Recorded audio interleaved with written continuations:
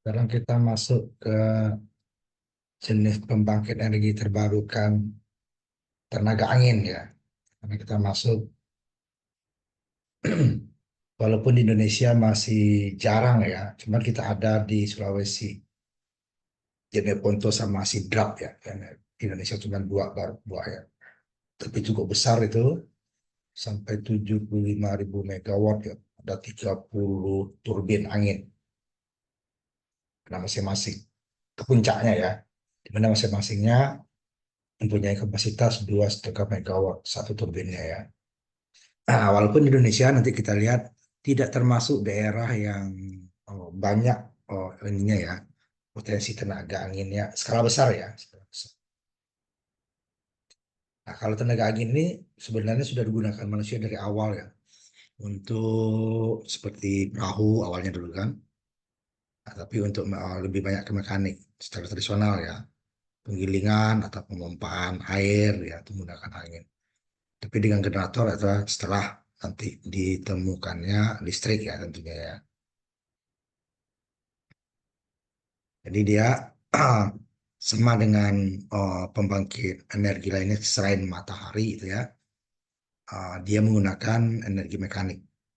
Jadi berputar ya, perputaran energi mekanik. Nah, kalau sudah ada yang bergerak itu bisa menghasilkan listrik, gerak putar ya. Ya, untuk menggerakkan ini yang perlukan energi seperti air, seperti batu bara ya, dan seperti yang lainnya. Nah, di sini angin yang menggerakkan turbin dihubungkan ke generator. Nah, di mana untuk setiap pembangkit itu kan biasanya energi yang disalurkan itu tetap ya. Nah, sedangkan angin sama dengan matahari, eh, dengan energi lainnya ya, terutama energi apa namanya, energi terbarukan lainnya, kecuali nanti panas bumi ya, sama umpamanya OTEK. Nah, itu biasa lebih lebih lebih stabil ya. Nah, namanya angin kan tidak selalu kecepatannya tetap gitu ya. Jadi dia sama juga dengan matahari. Kalau matahari dia pasti malam nggak ada. Kalau angin ya bisa siang nggak ada, bisa malam nggak ada. Nah, makanya nanti untuk apanya namanya, survei tempatnya itu diperlukan waktu seperti dengan air juga ya, lama, dari bulan, jam ke jam, hari ke hari, minggu ke minggu gitu ya, dan bulan ke bulan, dan berapa berapa tahun. Bagaimana potensi angin di daerah tersebut? Karena ini biayanya mahal ya, sangat mahal untuk skala besar ya. Nah, ini dia bisa menggantikan, minimal mengurangi lah ya bahan bakar fosil. Karena hampir tiap daerah itu pasti ada angin. Cuman masalahnya keberlanjutannya atau kontinuitasnya itu belum tentu. Makanya dia diperlukan data-data yang cukup banyak ya dan lama, supaya nanti potensi tersebut selalu tidak terlalu meleset ya, atau jauh dari perkiraan. Nah, kemudian efek bersih terhadap lingkungan ya, jauh lebih tidak bermasalah dibandingkan sumber bahan bakar fosil. Tetapi nanti juga ada nanti pengaruh negatifnya ya. Tidak tidak murni negatifnya itu 0% ya. Pasti ada, nanti akan kita bahas juga apa kekurangannya angin. Pertama dari segi keberlanjutan energinya tidak bisa tetap ya. Nah, sekarang skala besar ya. Disebut peternakan angin. Yang terbesar itu sekarang itu adalah totalnya yaitu di Cina ya, total pembangkit tenaga angin. Kalau kita hanya baru di Sulawesi Selatan,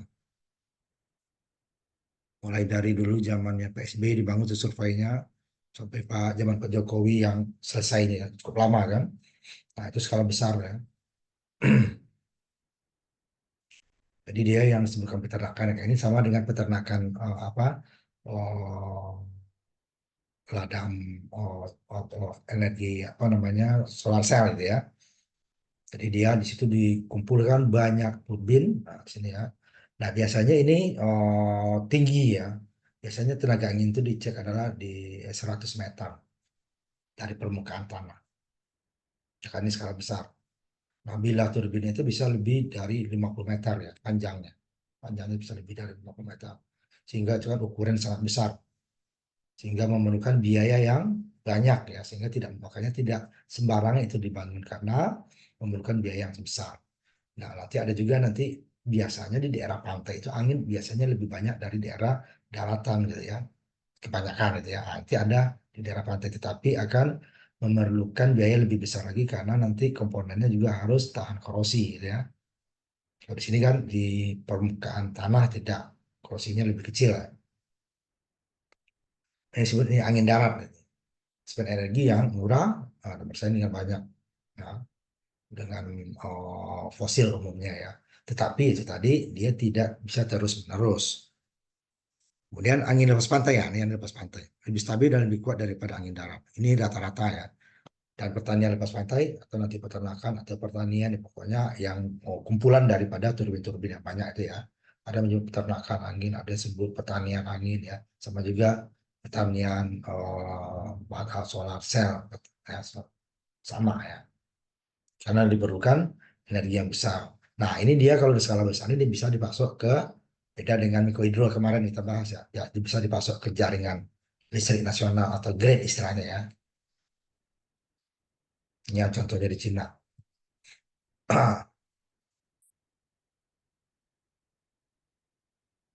Kemudian untuk yang lepas pantai tadi, dampaknya ya secara visual lebih sedikit, tapi biaya konstruksinya lebih mahal ya, dan peminatannya lebih tinggi.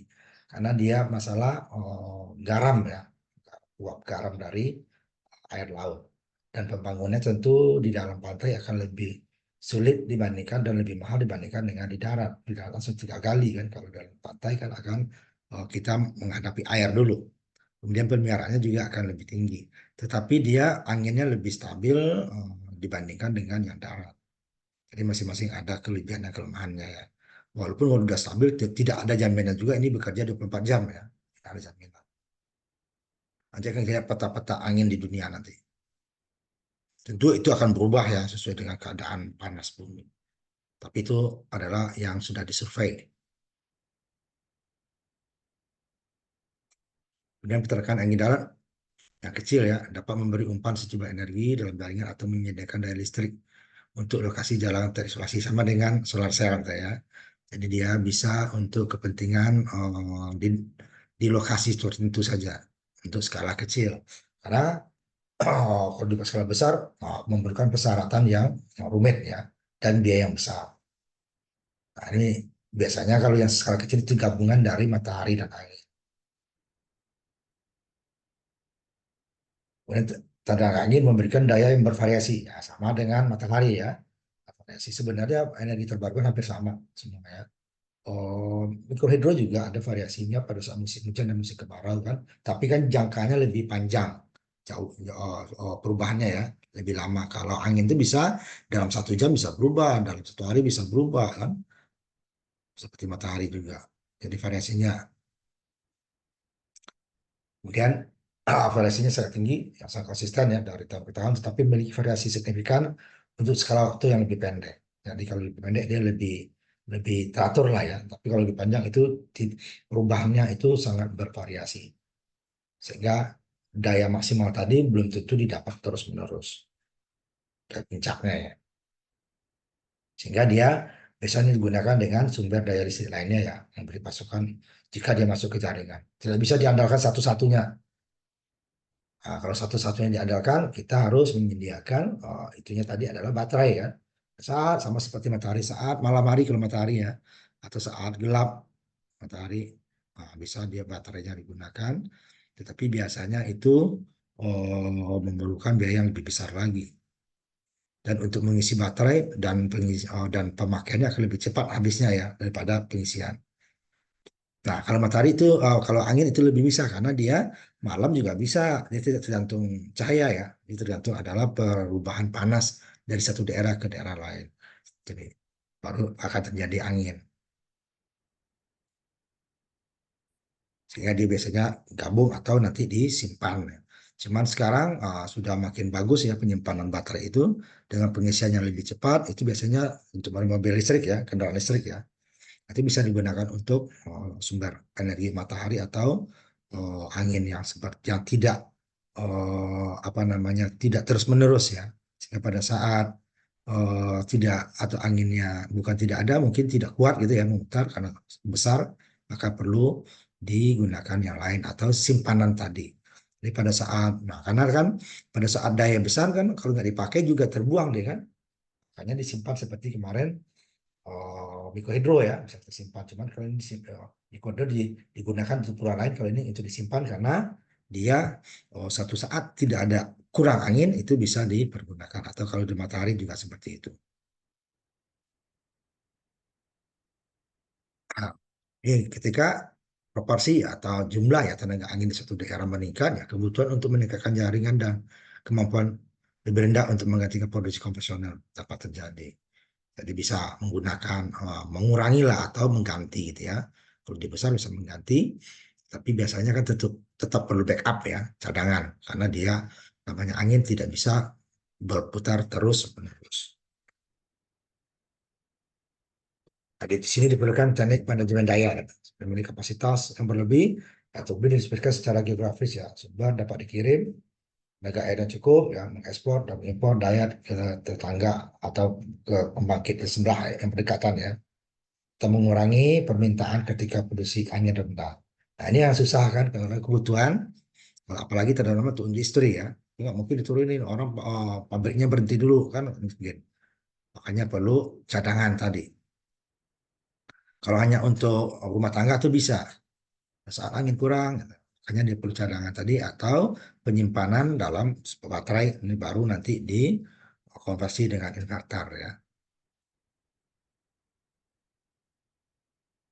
Ini untuk survei awalnya biasanya ya, peramalan cuaca di mana disurvei terus-menerus. Kebetulan saya waktu di Sulawesi Selatan pernah dulu itu ya, di Neponto, mereka lagi survei untuk kemungkinan pembangkit listrik tenaga angin di Sulawesi Selatan, Neponto dan Sidrap ya. Nah, ternyata bisa ya. Walaupun di peta angin dunia itu Indonesia tidak termasuk mempunyai potensi angin yang cukup bagus untuk pembangkit tenaga angin. Ternyata itu bisa. Sampai kapasitas puncaknya itu 75.000 megawatt. 30 turbin ya. Nah, seperti ini turbin tadi ada 30 yang seperti ini dalam satu lokasi ya. 75.000. Masing-masing dia kapasitasnya 2,5 mega. Nah, itu juga dibandingkan dengan mikrohidro ya sangat jauh lebih besar ya. Cuman biayanya jauh lebih tinggi. Ini secara global tahun 2018 ya cukup lama, sekarang meningkat lagi itu ya, hampir 10% ya, dari menjadi hampir 600 gigawatt. Yang 17 produksi energi angin tahunan tumbuh 17%, sampai 4% dari penggunaan daya listrik seluruh dunia ya. Walaupun kecil ya, 4 nggak sampai 10%, di bawah 5% ya untuk. Tapi sekarang meningkat lagi ya, makin murahnya, karena teknologi makin ini ya berkembang sehingga biayanya akan lebih murah. Jadi sebetulnya untuk di Eropa saja dia lebih dari 10% berasal dari angin. Karena di Eropa itu banyak juga negara yang pinggir pantai yang dekat benua. Dia adalah negara yang paling besar di Eropa, penetrasi angin tertinggi adalah 45 dalam persentase ya, kebutuhan listrik mereka 43% dari angin. Sehingga mereka lebih bersih ya. Tetapi bukan tidak ada kekurangannya, nanti kita bahas juga kekurangannya. Setidaknya 83 negara menggunakan tenaga angin untuk pasokan jaring listriknya. Dari hampir 200 negara gitu ya, 200 lebih negara, berarti kan hampir di atas 40% lah ya, termasuk Indonesia ya baru-baru ini. Ini sampai tahun 2016 ya ininya, kapasitas kumulatifnya ya dalam gigawatt sampai hampir 500 gigawatt ya, 486. Ini meningkat terus ya, peningkatannya eksponensial ya, cukup besar. Karena kebutuhan daripada energi meningkat, kemudian energi fosil makin berkurang dan makin mahal ya, dan juga terhadap pemanasan global. Jadi daerah-daerah yang punya potensi angin itu digunakan. Kalau di ASEAN itu di Vietnam ya banyak. Mereka lebih ke pinggir pantai dia, anginnya cukup keras. Nah, itu Vietnam, Indochina itu ya dia anginnya lebih besar dari kita. Cuma risikonya seperti Filipina juga ya. Cuma tenaga anginnya belum banyak digunakan. Cuma risikonya itu tadi badai kan, yang besar itu kan badai. Di Indonesia kan tidak ada badai, tim beliung paling ya. Kalau daerah puncak badai itu, nah, itu potensi anginnya besar. seperti Vietnam kalau di Asia Tenggara. Indonesia cukup kecil ya. Awalnya ya tenaga angin itu untuk digunakan sama dengan air awalnya ya, untuk menggiling biji-bijian gitu ya, membuat kalau angin untuk layar di laut atau di di di danau gitu ya. Kemudian untuk menggiling biji-bijian, memompa air di biasanya untuk peternakan ya. Ini banyak digunakan seperti Iran, Afrika, Afghanistan, Pakistan ya, abad ke-9. Sebelum adanya ditemukannya listrik gitu ya, tenaga uap awalnya ya. Ini dia banyak digunakan tenaga angin dan air awalnya oleh manusia. Aliran sungai juga itu kan, pompa bertenaga angin. Ada juga tuh pompa bertenaga air ya, untuk menggerakkan pompa, bukan orang yang menggerakkannya. Ada seperti ini di Belanda dan Amerika ya. Karena mereka daerahnya kalau di Amerika itu kan banyak datar ya, datar. Ini contohnya nih, yang tradisional ya, awal-awal kecil-kecil angin, menghasilkan listrik tahun awal abad, akhir abad ke-18 ya, 1888. Nah, ini nggak digunakan lagi sekarang. Ini kan bilahnya rapat ya, rapat. Bandingkan dengan tadi hanya 3 bilah. Karena ini bahannya masih tidak seperti yang ringan yang ditemukan sekarang ya. Kalau bilah sekarang itu dia ringan dan panjang. Dia kuat ya. Yang pertama, di sekolah dia awalnya dulu ya sudah mulai awalnya ya penelitian ya, semua ada penelitian. Tingginya hanya 10 meter, sekarang itu adalah 100, hampir 100 meter lebih ya. Karena angin yang bagus itu diukur adalah 100 meter ke atas. Ini gunanya untuk awalnya ya hanya untuk daya-daya kecil ya, digunakan untuk lampu ya, untuk beberapa rumah atau satu rumah atau beberapa rumah gitu ya.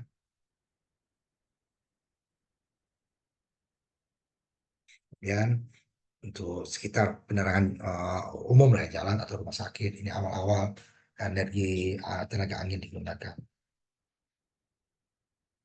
Nah, ini awalnya sempat ya karena energi fosil ya, tidak seefisien energi fosil, maka dianggap tidak layak secara ekonomis, mahal ya biayanya.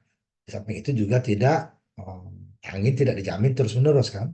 Sedangkan kebutuhan listrik itu diperlukan terus-menerus. Karena alam waktu itu hutan masih banyak ya, pemanasan global belum ada, sehingga ini tidak dianggap layak. Nah, sekarang mulai dianggap layak lagi karena apa? Karena memang kebutuhan tadi fosil makin berkurang, pemanasan bumi bertambah gitu ya, jadi tidak bisa memaksakan energi fosil seluruhnya. Jadi Amerika juga mulai dibangun hampir tahun hampir nggak jauh beda ya, berbeda angin yang masih belasan meter ya, puluhan meter ya, masih jauh. Dengan apa namanya bilah-bilahnya yang masih bilah-bilah yang cukup banyak ya.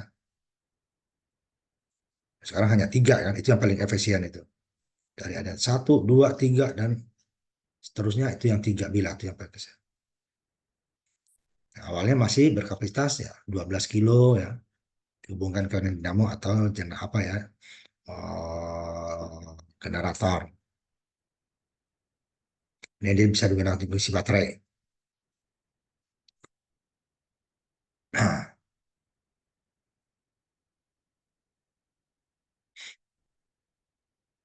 kemudian dia walaupun pelan ya apa perkembangannya, tapi lama-lama juga karena kebutuhan dan keadaan lingkungan ya yang mengharuskan kita menggunakan energi terbarukan ya. Nah, awal-awalnya lebih banyak digunakan untuk apa kebutuhan-kebutuhan lokal ya.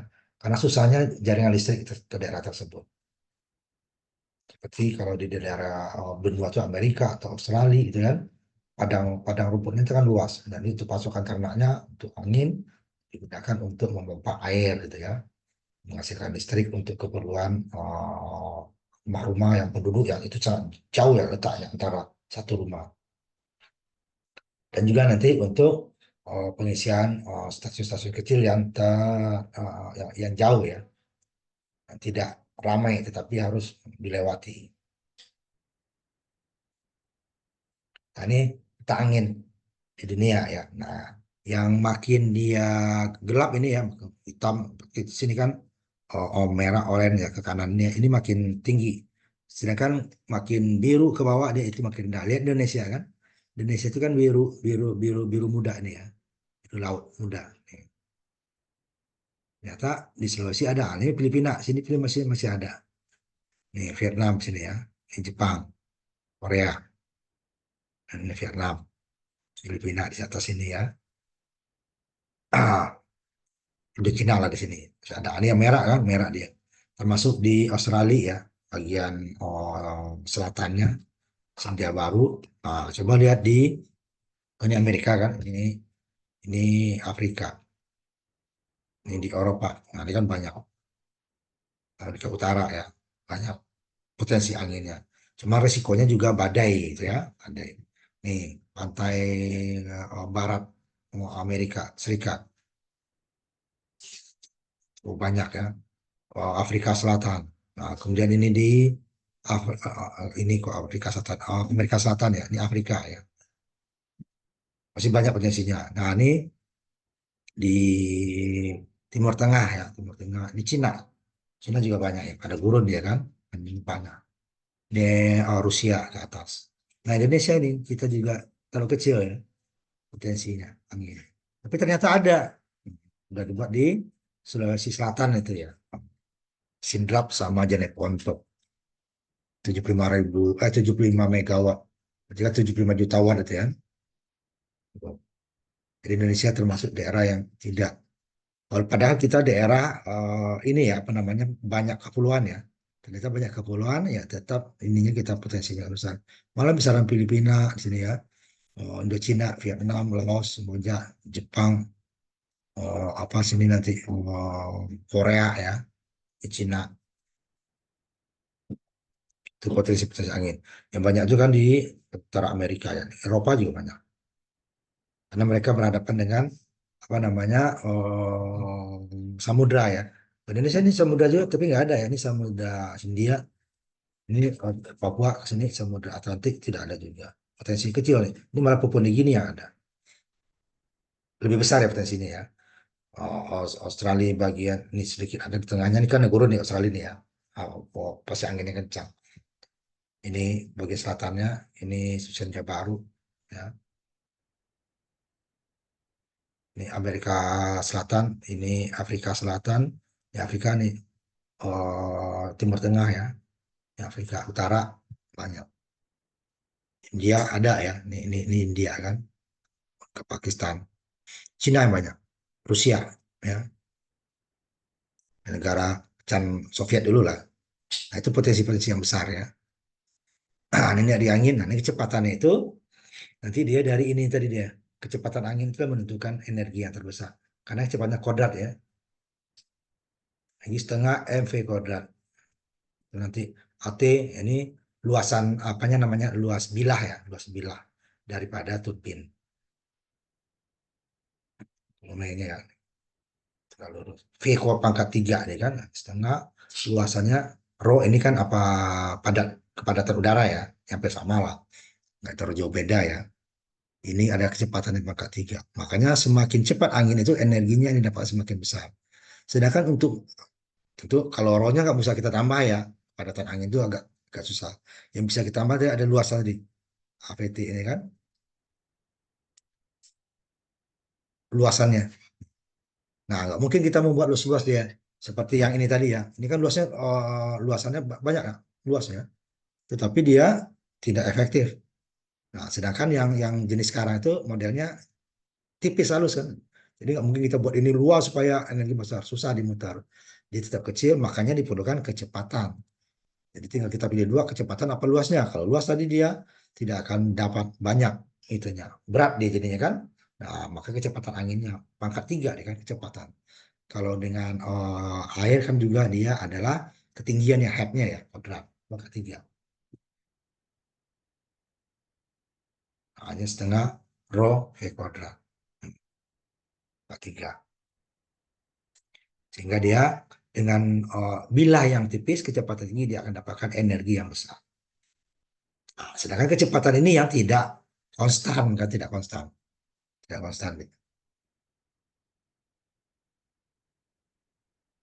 Ini dayanya tadi kan, tadi energi dayanya persatuan waktu kan, bagi dengan T ini kan E dibagi dengan satu waktu, ini hilang T-nya kan, A rho V kuadrat, ini daya yang dihasilkan. Energi dibagi waktu dapat daya. Nah, pangkat 3 kecepatan anginnya yang dibutuhkan. Ini kita lanjutkannya sampai habis, sampai sholat maghrib terlewat sebentar ya. Ini rata-ratanya 1,5 megajoule juta berarti ya per menit selama 19 sampai 2010 ya, nggak jauh beda ya rata-rata. Nah ini apa ada grafik antara ini untuk membuat ini nanti ya, ini secara grafik seperti ini yang dibuat untuk potensi angin, apakah cocok nanti di daerah tersebut dibuat pembangkit listrik tenaga angin. Ini kecepatan. Nah, kecepatan yang itu tuh biasanya 10 ke atas, walaupun sekarang sudah ada turbin yang dengan kecepatan 5 meter per detik ya, sudah ada. Sekarang makin ini. Dulu awalnya adalah 10 meter per detik untuk kecepatan angin yang untuk cocok untuk pembangkit. Sekarang sudah ada yang 5 ya. 5 sampai sini sudah banyak sekarang. Awal 10 dulu. Tapi kalau di atas ini itu berbahaya nanti ya. Di atas 5 meter per second itu bisa merusak nanti. Nah, makanya turbinnya nanti ada gearnya ya, karena kecepatan angin kan berbeda-beda. 5, 10, 15 itu kan berbeda-beda. Nah, sedangkan frekuensi putaran generator harus sama kan? Untuk kutub yang sama. Umpamanya kutubnya 4 ya sekitar dia 1.500 gitu kan. Kalau kutubnya 2 berarti dia 3.000-an ya, 3.500 lah kecepatannya per menit. Nah, sedangkan kecepatan angin kan bervariasi dari waktu ke waktu, tidak konstan. Hanya pakai gear, membuat mirip juga dengan apa kemarin mikrohidro ya, pakai belt gear supaya dia pada kecepatan tinggi masuk ke gear rendah, kecepatan rendah dia masuk ke gear yang tinggi supaya dia kecepatannya stabil. Tetapi di bawah itu nggak bisa deh ya. Ini bawah 5 nanti putarannya frekuensi nggak dapat. Gearnya juga terbatas ya. Jadi dia gear yang kecepatan tinggi akan ambil gear yang kecil. Kecepatannya turun diambil gear yang besar sehingga putaran generator akan tetap. Karena asnya dari ini tadi, dari bilah turbin ini yang dihubungkan ke generator. Tapi nggak langsung ya lewat gear dulu, karena putaran putaran bilah daripada turbin angin itu tidak tetap putarannya tergantung dari kecepatan angin. Nah, yang besarnya tadi setengah A rho V kuadrat apakah 3 gitu kan? Yang ini tadi. Nah, itu daya yang dihasilkan. Luasannya tetap, rho-nya tetap gitu ya. Karena ini kan kepadatan angin, ini luas luas bilah turbin, sedangkan kecepatan ini yang berubah-ubah sehingga dayanya akan berubah-ubah nanti. Nah, supaya tidak untuk frekuensi tidak berubah, daya bisa berubah ya. Tetapi frekuensi tidak boleh berubah, putaran tidak boleh berubah, ini pakai gear. Jadi ya, ini ya untuk kurvanya ya model relax ini yang kalau angin ini dia sih relax dia pertemuannya. Gimana ini frekuensinya? Sedangkan ini energi yang dihasilkan. Ini kecepatan angin ya. Yang makin frekuensi yang terbanyak itu sekitar 10 ya. Antara 15 dan 10 ini. Banyaknya 5 sampai 15 tapi 10 ini yang frekuensi terbesar. Soalnya ini kan kecepatan 5 ya, terbesar dihasilkan energi yang terbesarnya di sini. Kecepatan 10. Sedangkan ini kan frekuensinya ya, terbanyak berarti 5 kan, tertinggi. Sini kan banyaknya sekitar 10 energinya. Ini kapasitas dalam jamnya, ini megawattnya ya. Megawatt hour ya. Nah ini dia dengan tabel yang diukur ini tadi datanya, maka diperkirakan apakah memungkinkan untuk potensi angin di daerah tersebut atau tidak. Dan waktu ini adalah waktunya cukup panjang ya, karena kalau dibangun hanya waktu tertentu saja dia cukup, itu kan rugi kita nanti. Karena biayanya sangat mahal ya. Nanti kita lihat ukurannya terhadap manusia gitu ya. Cocok enggak? Nah, ini ada sekarang dia sudah disediakan ya data-data dari Enable Ninja ini menyediakan simulasi kecepatan angin dan output daya dari model turbin untuk pada resolusi pada per jamnya. jenis turbin ini kecepatan angin sini ini daya sekian, tidak ada dibuatkan. Jadi bisa cek gitu ya. Ini juga potensinya sudah ada dibuatkan. Karena ini mahal ya. Nah, karena apa? Biaya biaya ininya sangat besar, ukurannya besar misalnya. Tapi nanti untuk skala kecil, untuk daerah-daerah apa kebutuhan terbatas itu ya tidak terlalu mahal. Cuman dia juga apa kemampuannya juga terbatas, energi yang dihasilkan terbatas. Kalau tadi kan besar ya, bisa berhubungan ke grid, sehingga dia bisa dibuka ke secara komersil ya.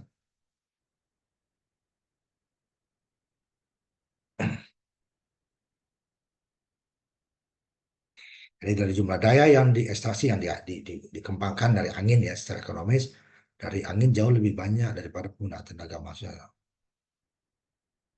Dia di Axel Kaidon dan Max Planck ya di situ Jerman melakukan perhitungan top down.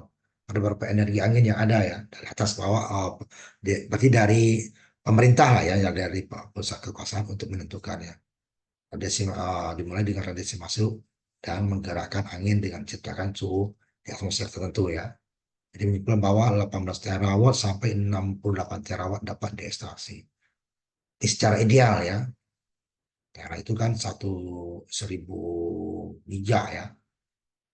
Di triliun, 8 triliun watt. Itu sangat besar. Tapi itu baru potensi ya. Kalau dari prestasi top down, secara top down ya, si Christian Asar dan Jacobson ya, tidak ini berdasarkan pengukuran aktual kecepatan angin ditemukan ada 1.700 terawatt. Ya kan, sini tadi dia 68 cuma ternyata dia lebih tenaga angin di ketinggian 100 meter dari darat ya dan laut. Nah, ini karena 100 meter, bayangin aja. Berarti wah, ini setinggi Monas lah gitu ya kan. Nah, itu kan nggak murah biayanya. Potensi angin semakin tinggi, dia akan lebih bagus dan lebih stabil dibandingkan dengan yang mendekati permukaan tanah.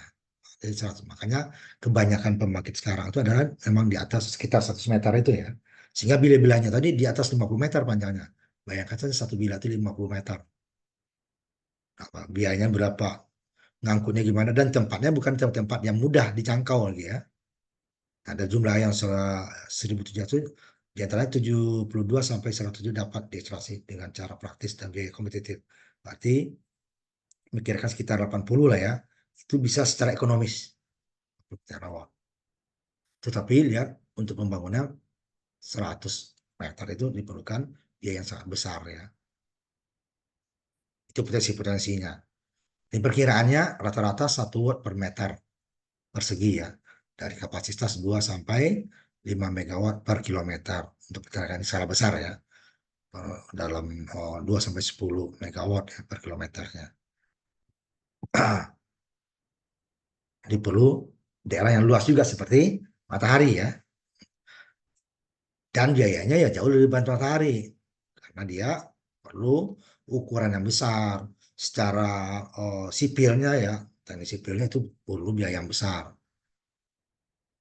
Sehingga dia perkiraan angin tadi yang perlu benar-benar dipikirkan. Benar nggak cocok dia di daerah tersebut dibangun tenaga angin karena biayanya sangat mahal. Apalagi yang di darat tadi ya. Nah, kalau yang di laut itu di pantai lebih mudah. Tetapi juga banyak kendala karena biasanya sudah digunakan untuk kepentingan lain gitu ya.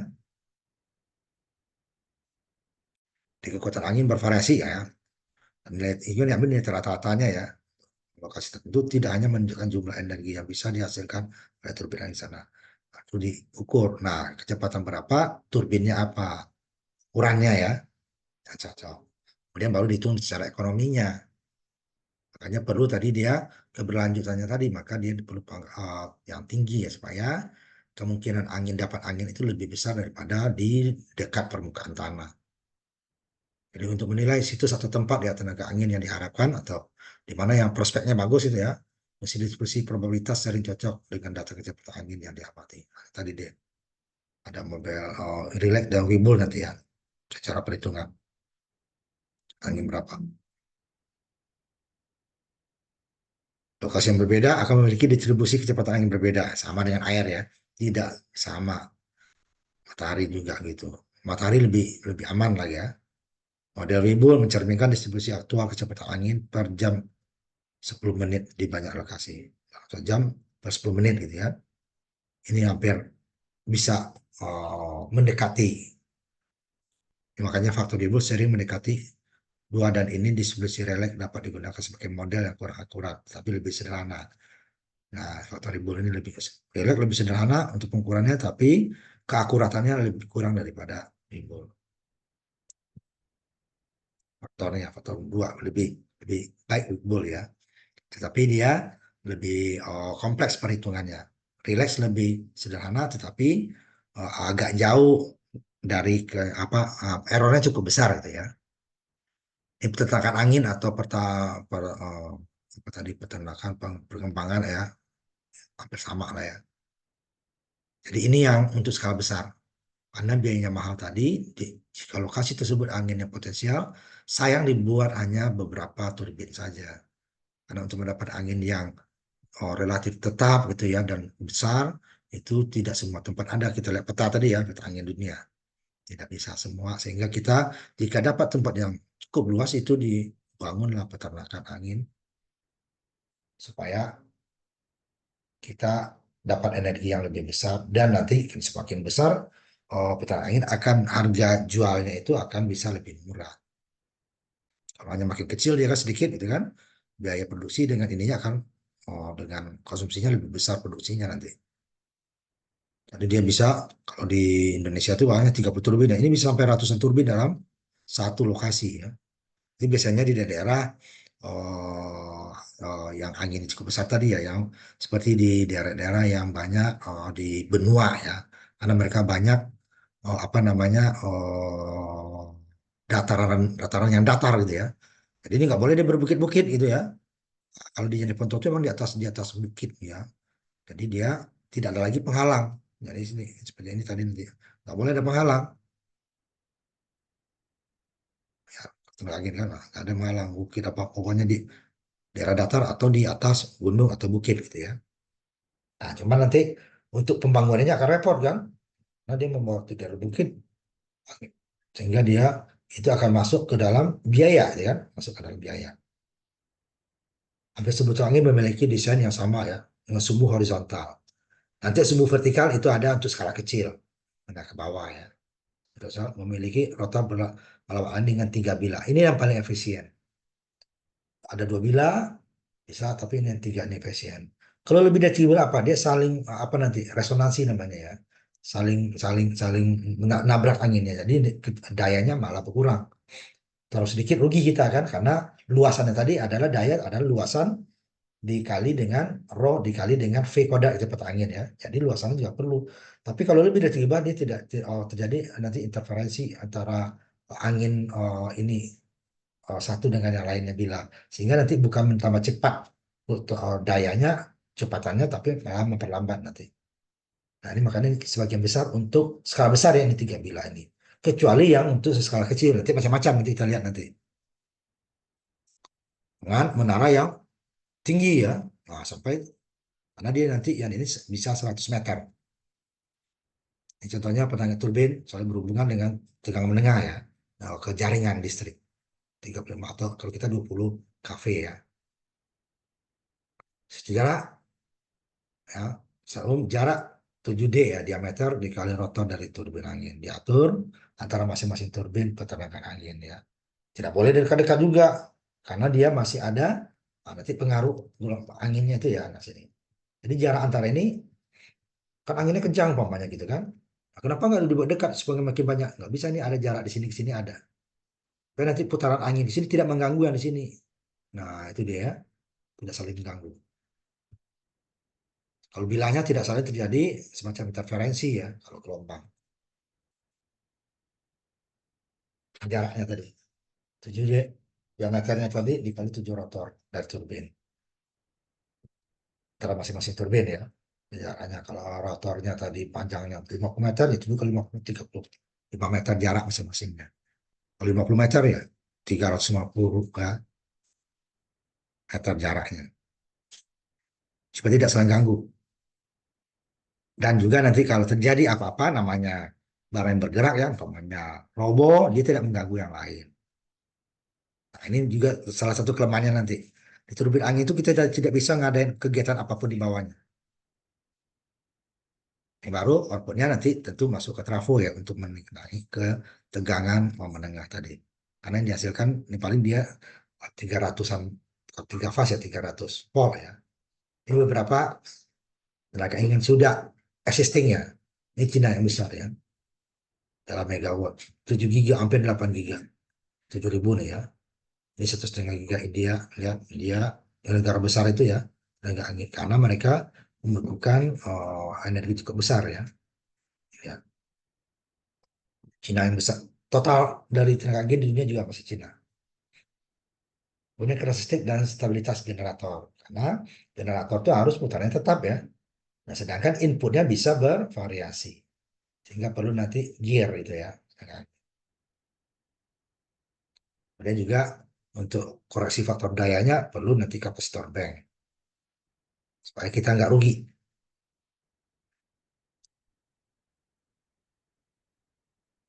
Karena ini ada daya reaktif dan sehingga nanti faktor daya mendekati, kalau kita di PLN kan 0,8 ya. Jadi karena generatornya juga jenisnya macam-macam ya. Jadi berbagai jenis generator turbin angin berperilaku berbeda selama gangguan jaringan transmisi. Sehingga pemodelannya luas, karakteristik elektromagnetiknya dari dinamis, dan persaingan harus diperlukan untuk operator. Jadi dia terhadap ininya berbeda-beda tanggapannya ya terhadap gangguan jaringan transmisi. Khususnya generator induksi tidak dapat mendukung tegangan sistem selama gangguan. Tidak seperti generator sinkron digerakkan oleh turbin uap ya. Jadi dia ada kelemahannya juga. Jadi dia uh, apa induksi dia kan generator induksi. Uh, dan ini tidak digunakan lagi. Sebagai gantinya sebagai besar turbin angin itu ya menggunakan generator kecepatan variabel. Nah, kenapa? Karena tadi kecepatan input anginnya bervariasi. Nah, di pada kecepatan rendah dia akan mengikuti supaya apa? Generatornya tetap ya dikonversi dengan konverter daya parsial ya. Sehingga dia bisa menghasilkan putaran yang relatif tetap. Anginnya kencang berarti kecepatannya diturun. Anginnya kurang diambil kecepatan yang tinggi. Sedangkan karena listrik itu frekuensinya sama, putaran sama gitu ya. Supaya masuk ke jaringan ya, atau interkoneksi ke jaringan yang ada. Mestinya tidak bisa.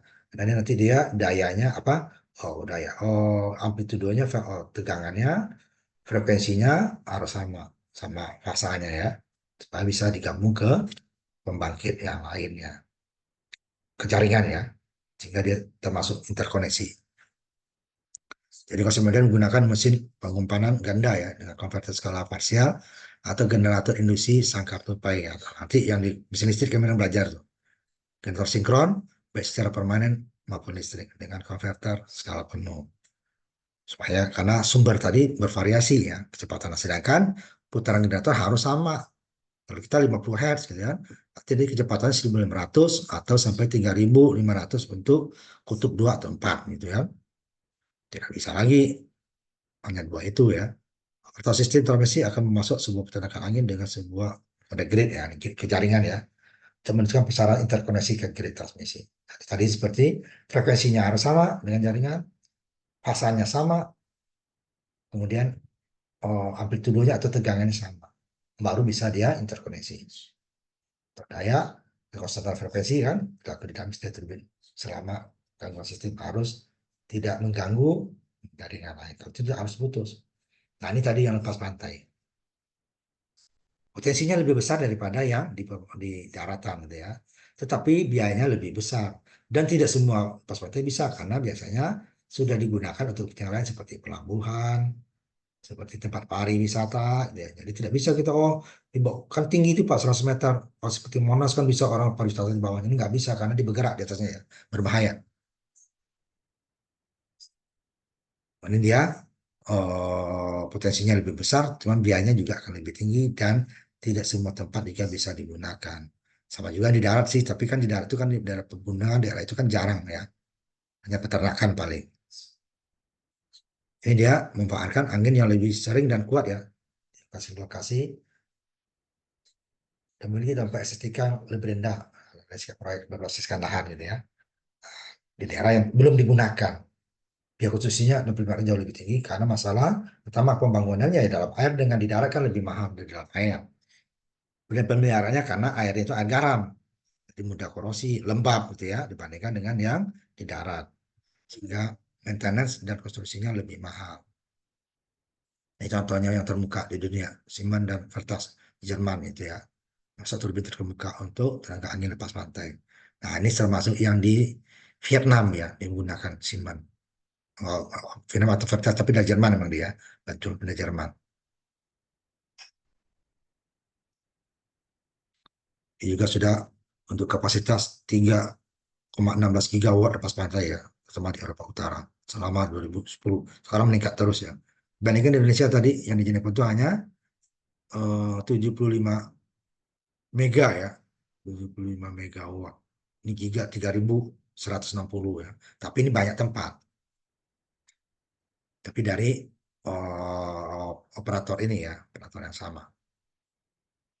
Kemudian lebih dari menurut BTM konsultan ya, 16 gigawatt tambahan akan dipasang. Ini udah lewat ya. Nah, ini tidak seperti pembangunan nuklir dulu ya, waktu itu belajar nuklir. Pembangkitan nuklir ini tidak ada orang mengurangi. Kecuali anginnya nggak ada ya. Ini tetap bertambah terus. Seperti juga solar cell. Jadi tidak ada pengurangan. Jadi yang berkurang itu fosil. Sekarang termasuk di Indonesia mulai mengurangi apa nanti tahun 2030 itu mengurangi apa namanya pembangkit uap gitu ya. Makanya kita mulai membangun energi terbarukan. Kapasitas tenaga angin lepas pantai diperkirakan sampai 7 megawatt di seluruh dunia. Gigawatt ya. Dengan distribusikan di Cina dan Amerika Serikat. Peta tadi ya lihat. Nah, ini yang pantai ya. Hingga Inggris mulai ya tenaga angin lepas pantainya. Nah, Inggris cukup banyak pantai utaranya itu angin kencang ya. Sehingga nanti mengakibatkan pemakaian batu bara akan menurun sebagai sumber energi. Sehingga nanti penurunan juga mengumpulkan gas alam ya. Walaupun gas alam itu bersih dibandingkan batu bara dan minyak, tetapi mereka kan juga energi fosil ya, yang berkurang terus, tidak akan bertambah setelah ditambang. Sampai 2012, 1.600 lebih turbin di 55 peternakan angin di 10 negara Eropa. Ini bertambah terus ya, menghasilkan 18 terawatt hour.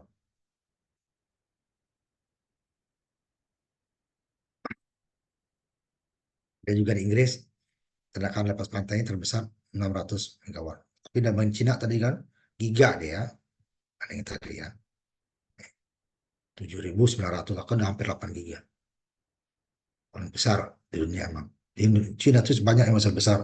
Seperti nanti tenaga air juga gitu ya. Ini yang lepas pantai. Nah, ya, ini pantainya, ini di tengah. Anginnya akan lebih kencang, tetapi pembangunannya akan lebih mahal kan. Ini 5 kilometer di lepas pantainya. Dan jaringannya juga lebih susah dibandingkan dengan yang darat kan. Kan listriknya hasilkan di sini. Jadi sedangkan penggunanya di sini, daerah darat ya. Nah, perlu apa namanya kabel bawah laut nanti akan lebih mahal daripada kabel di permukaan tanah atau di atas tanah gitu ya. Kemudian negara Eropa banyak di permukaan di dalam tanah daripada di atas ya, karena mengganggu estetika. Yang lepas pantai di beberapa negara. Inggris tadi kan, kemudian Belanda, Jerman, rata-rata di Eropa. Nah, setelah dihasilkannya listrik, nah tentu dia akan ini kan ini kumpulan tadi ya, bukan hanya satu ya dikumpulkan, baru nanti disalurkan ke transmisi ya, yang korsesi menengah. Kalau kita 20 kV ya, 20.000 kV ya, 20 kV kilowatt. Nah, baru kalau dia jauh lagi maju dan sekarang ekstra tinggi gitu kan. Itu dengan apa tadi sinkronisasi ya. Frekuensinya harus sama dengan yang jaringan, eh, tegangannya harus sama, fasanya harus sama. Baru dimasukkan ke jaringan, trafo dulu ya untuk meningkatkan tegangan. Karena di apa namanya angin ini kan dia bervariasi ya, hanya gearnya tadi yang mengatur. dan belum tentu dia 24 jam itu ada terus. Nah, sehingga pada saat tenaga angin atau matahari masuk ke jaringan, energi-energi yang lainnya bisa dimatikan. Standby di sifatnya ya, standby.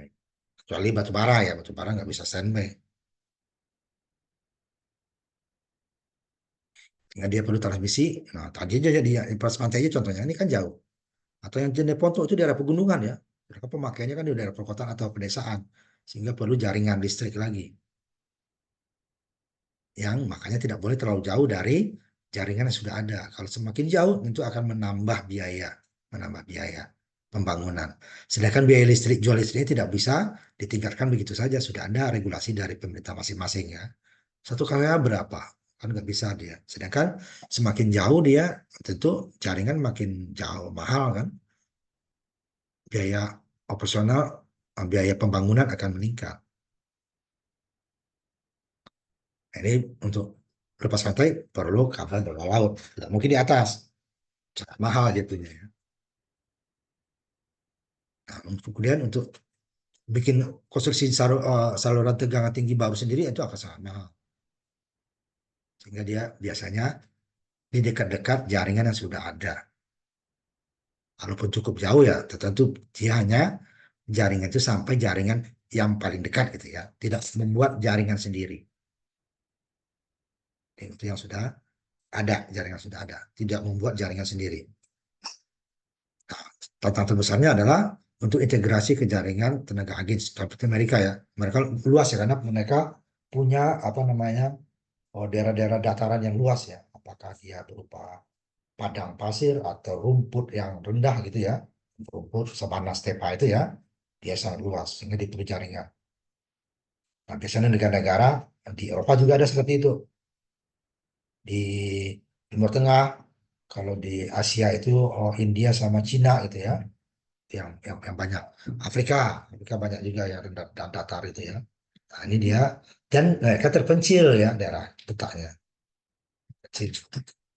Karena penduduknya lebih sedikit, sedangkan mutasi anginnya besar itu ya. Di saat penduduk yang besar, nah sumbernya yang sedikit. Nah, makanya perlu jaringan tadi dan televisi. Biasanya nih kalau itu negara yang membangunkan, kalau negara. Tapi kalau negara maju biasanya kan swasta juga karena dia bisa menaikkan harga listrik ya dengan sesuai kebutuhan. Indonesia kan di bawah pemerintah ya, lalu biaya lagi nanti kan. Transmisi jauh lebih panjang ya. Kemudiannya transmisi juga akan menambah biaya. Jaringan itu perlu pembangunan, perlu pemeliharaan juga. Kemudian, nah, ini masalah negara federal ya. Nah, federal itu kan dia mempunyai hukum lokal federal ya, negara bagian. Karena jika melintasi beberapa negara bagian berbeda itu akan menjadi masalah. Nah, kalau di kita kan tidak negara terpusat apa itu negara republik itu dia tidak ya jadi dia terpusat oh, aturan undang-undang tidak bisa dibatalkan oleh peraturan daerah. Nah, sebenarnya di kalau federal itu hanya ada tiga yang nggak boleh dia melawan ya, adalah masalah keuangan, masalah pertahanan, masalah luar negeri ya. Itu adalah pemerintah federal. Sedangkan kalau tidak negara bagian itu bisa di luar itu ya, di luar masalah keuangan, oh, luar negeri ya, sama keamanan ya. Kalau nggak salah tiga itu, nah itu bisa dia mau peraturan sendiri, sehingga akan sulit jika melewati beberapa negara bagian itu di negara federal ya. Kalau negara kesatuan seperti Indonesia yang hanya provinsi ya itu bisa. Nah seperti kita juga kalau di ASEAN itu negara Malaysia, itu kan negara federal itu. Negara-negara ininya masing-masing punya daerah sendiri kan, negara bagian. Sehingga itu tidak semudah seperti di Indonesia. Nah cuma di Indonesia tenaga anginnya yang potensinya kecil. Nah, ini kan jadi masalah. Karena sumber tenaga angin yang dihasilkan dengan daerah yang memakai atau usernya ya itu biasanya di sumbernya penduduknya kecil karena ada daerah terpencil ya. Sedangkan penduduk yang menggunakan atau user yang menggunakan di daerah yang ramai penduduk. Sehingga perlu jaringan yang melintasi kadang-kadang melewati negara bagian yang berbeda. Sehingga lebih sulit. Tapi kalau di negara Liga Satuan ya, itu lebih mudah karena dia undang-undang pusat itu tidak bisa dilawan oleh peraturan daerah.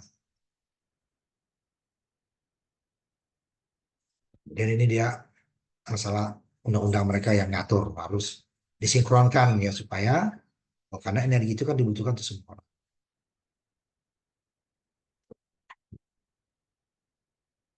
Masalah emisi lagi sama.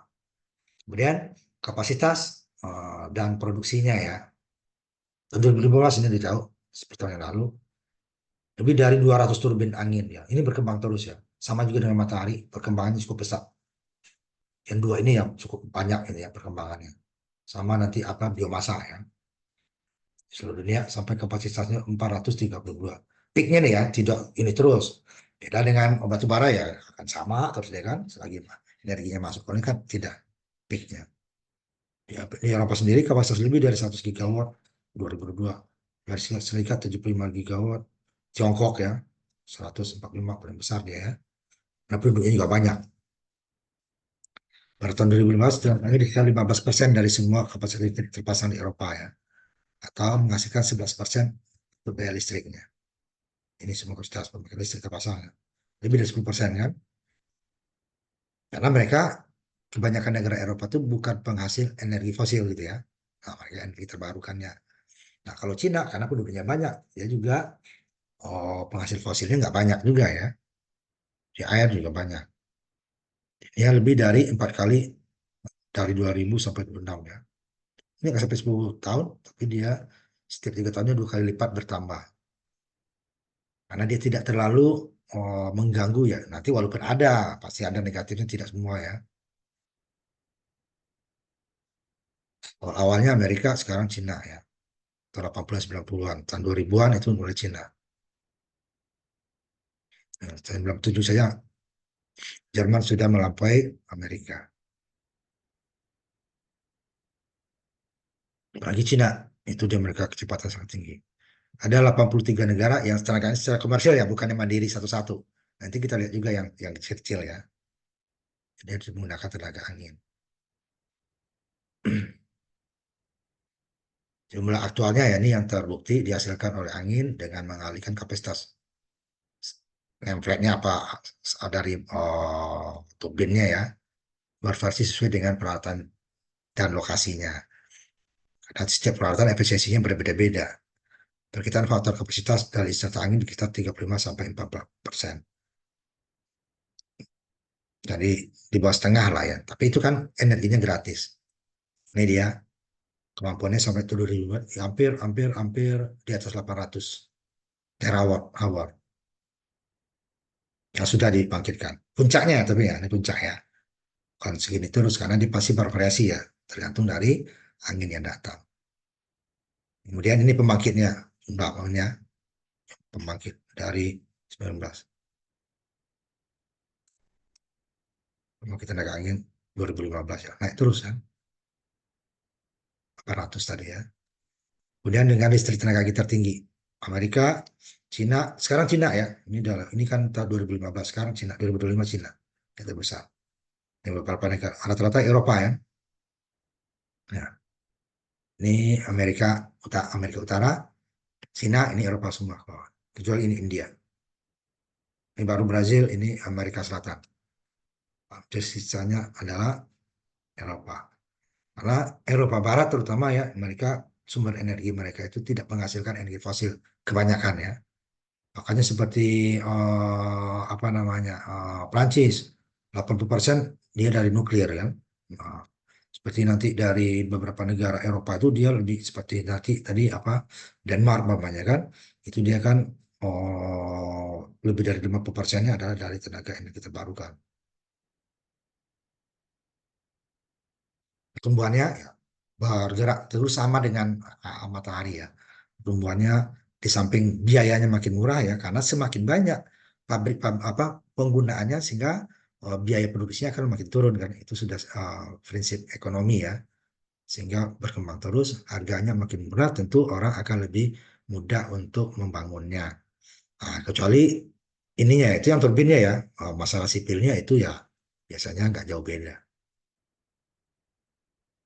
Yang menjadi masalah lagi adalah biaya pengangkutannya. Karena biasanya sumber-sumber tenaga angin itu ada di daerah yang sulit ya, di pergunungan, di daerah yang jauh, walaupun datar tadi ya, tapi jauh dari pemukiman yang belum tentu jalur transportasinya bagus.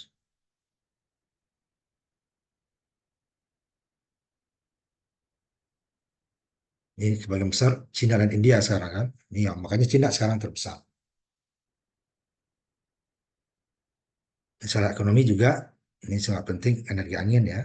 Di daerah yang kapasitas anginnya besar dan stabil gitu ya. Nah, ini kalau masalah keuangan global itu hampir semua ya. Meskipun industri tenaga angin berpengaruh oleh krisis keuangan. Tidak tenaga angin aja, hampir semua. Krisis global itu semua akan mempengaruhi. Karena masalah keuangan kan.